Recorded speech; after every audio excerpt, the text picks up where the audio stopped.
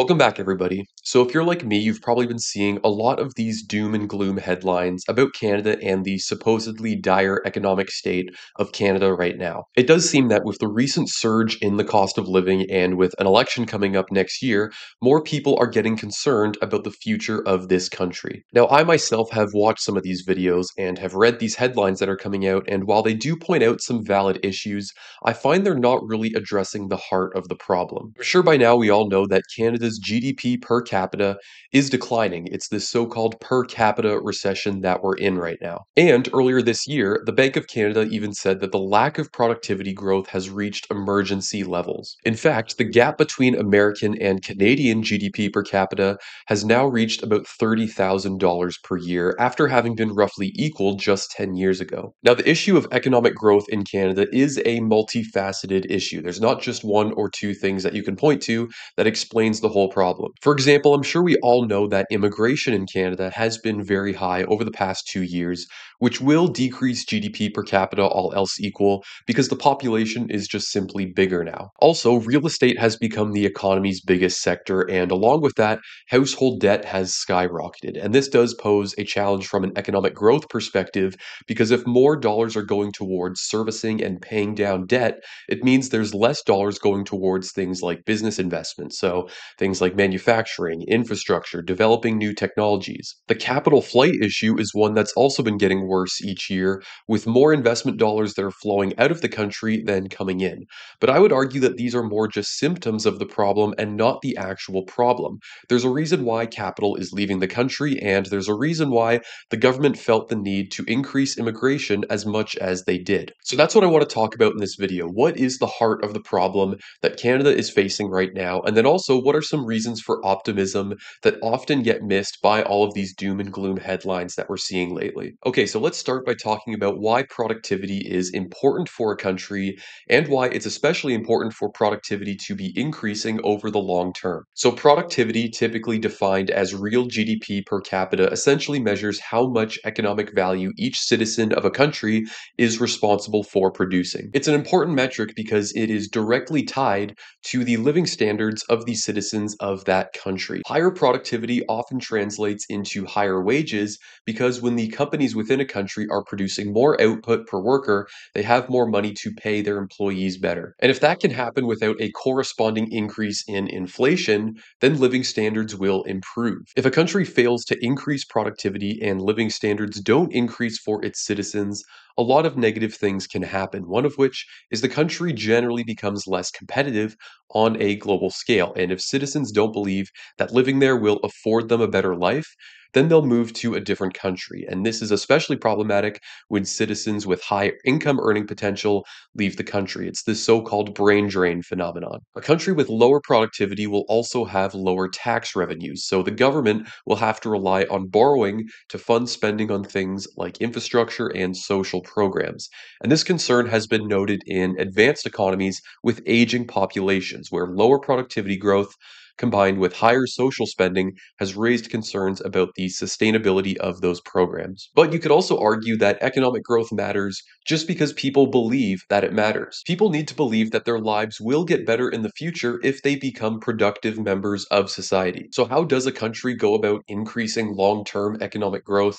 Well, that question has stumped economists since economics became a field of study, but the best answer that we have right now is innovation. Countries must allow for innovation to happen for the living standards of its citizens to continually increase over the long term. And herein lies the problem with Canada. Canada simply does not do a good enough job at fostering innovation. Economic growth happens when new technologies, new business models are developed that outcompete and replace the older ones. And innovation is something that's quite difficult to quantify. It's why it's not understood very well by economists, because it's just simply a difficult thing to measure. But there are certain things we can look at. For example, there is business formation, which you can think of as a way of measuring entrepreneurship in a country. And from 2006 to 2021, this this saw a significant decline, leading to reduced competition in Canada. And I do think that the lockdowns of 2020 and 2021 will have a lasting impact on Canadians' decisions to start businesses because doing that now seems a lot more risky than just working a salaried job. There's also business investment, which you can think of as a barometer for how confident Canadian business owners feel about the economy, and also a precursor for innovation, since things like research and development would be a part of this metric. But as we can see, this has been stagnant for about 10 years now. Now, for a government, the task of fostering a business friendly environment that encourages innovation is a very difficult task. There's no standard operating procedure that governments can follow to achieve this, and it's going to take a different approach from country to country. But what there is a standard operating procedure for is how to deal with recessions when they happen. And we have had a few of those over the years. There was the 2020 recession, and then several years before, there was the 2008 Great Recession. The monetary response for these is to lower interest rates to zero and implement quantitative easing. And the fiscal response is to increase government spending to stimulate the economy. And we can see that Canada in recent years has increased government spending by quite a lot. The problem this presents, though, is that while government spending can provide a short-term boost to an economy, there is evidence that suggests that too much government spending can actually hurt productivity growth over the long term. Higher government spending usually also comes with more laws and regulations. And the level of regulations that exist in Canada has become a big concern because regulations make it harder for new businesses to be started that can compete with the existing ones, and this leads to corporate concentration. Now, there's many reasons why regulations stifle innovation. For one, it redirects the attention of business owners away from doing innovative things and puts it more towards focusing on how they have to comply with these regulations. It also creates more uncertainty because if businesses are worried about future regulations that are going to be implemented in their specific industry, then they're less likely to make the kinds of investments back into their businesses that can lead to and support economic growth. For example, we can look at Canada's energy sector. Canada is a resource-rich country, and part of the reason the country became rich throughout the 1900s was the energy sector. Energy companies were reinvesting back into themselves at a very high rate. Over the years since, many regulations have been implemented around decarbonization. And while these regulations are meant to be environmentally beneficial, they have discouraged the energy sector from reinvesting. Even in 2022, when oil prices were high and oil companies in Canada were making record profits, they chose to give the bulk of that money back to their shareholders as opposed to reinvest in more production capacity. It has increased lately, but it's still very far off what it was 10 years ago, mainly because of the regulations in the energy sector now. And intense regulation has become a theme in many big industries, even outside of energy. There's also banking, telecom, grocery stores, airlines, and this has given Canada the reputation of being called the land of oligopolies. Regulation in an industry can be a double-edged sword. Good regulation can help protect customers from bad business practices, but bad regulation can stifle innovation within an industry. It is harder and a lot more expensive to start a new innovative business in a given industry when you have to worry about complying with this litany of regulations just to even have a chance at competing. Now, no discussion on Canada's economy would be complete without also discussing housing. Over the past 2 decades, and particularly the last decade, Canadians have invested into real estate at a disproportionately high rate. And you can't really blame Canadians for doing this because real estate has been a great investment over the past 2.5 decades. House prices have gone up a lot, but the issue is real estate is just not a sector where a lot of innovation can happen. But again, the root of this problem is that Canadians believed for a long time that it made more sense to invest in real estate and housing versus investing in something like a new business, or if you're already a business owner, investing in things like research and development, doing things that can actually lead to innovation. If we compare Canada's experience over the past 10 years with that of the US, a lot of new industries in the US have become very significant. Things like cloud computing, e-commerce, fintech, and even artificial intelligence more recently. Even the US energy sector was completely transformed with the shale oil boom that took off throughout the 2010s, which has now made the US the world's largest oil producer. Now, I do feel it's important to point out that it's not as if Canadian policymakers have just been asleep at the wheel for years and have done nothing to try and encourage innovation. There's been all kinds of preferential tax treatment for entrepreneurs over the years. For example, there is the Scientific Research and Development Tax Credit, which has been around for a long time now. There was the Innovation and Skills Plan introduced in 2017.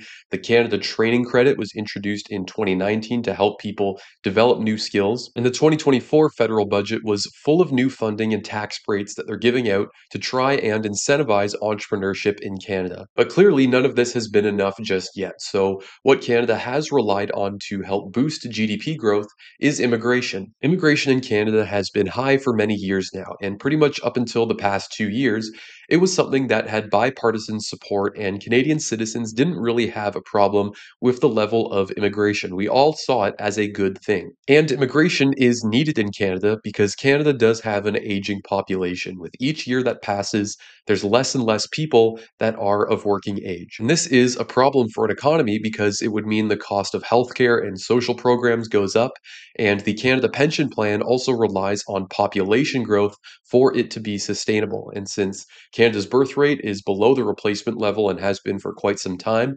immigration is really the only way to achieve this. But what was the reason why Canada had to increase immigration so drastically just in the past 2 years?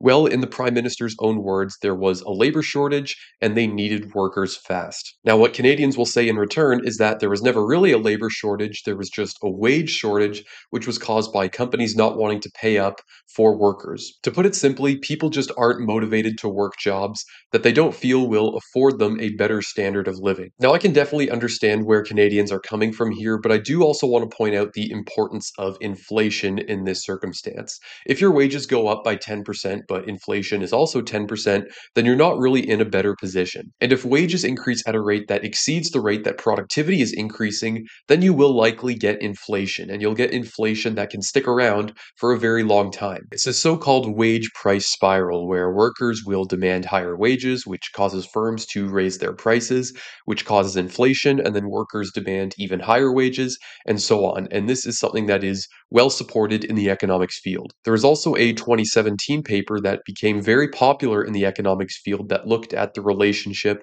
between productivity and wages in the United States. And they concluded that it shows that productivity growth still matters substantially for compensation growth, especially for middle income Americans. So, the way for wages to increase an economy without also having a corresponding increase in inflation is through growth in actual productivity, which comes from, you guessed it, innovation. So, the key question is, how do we foster innovation? Well, if I could answer that question, I'd probably have a much higher ranking job than I do right now. I do think it's pretty clear by now that we can't just rely on the government and them implementing new policies to fix things, because it's really not about the government just implementing some new policy or coming up with some new type of incentive, although those things can work for certain industries in certain scenarios. I really think it just comes down to culture. Canadians need to start embracing a risk-taking culture that actually values entrepreneurship and encourages people to take the kinds of risks that can lead to new discoveries. Now, before I conclude this video, I do want to quickly point out some reasons for optimism when it comes to Canada's economy. I think it can be tempting to just look at what's going on in Canada and just think that everything is terrible and there's no point in even trying anymore. The reality is there's still a lot to be hopeful for. For example, Canada's tech sector has been improving quite a lot. The number of successful tech companies in Canada is as high as it's ever been. Also, Canada's clean energy sector has been growing and is expected to become a significant chunk of GDP in the future, which should help drive some economic growth. And Canada's GDP that's coming from agriculture, which historically has been quite volatile, but it has been growing at a pretty high rate over the past few decades. But anyways, guys, that does it for the video, so I hope you did find it useful and you found it insightful. Let me know what you think in the comments section below, and I'll see you guys in the next video.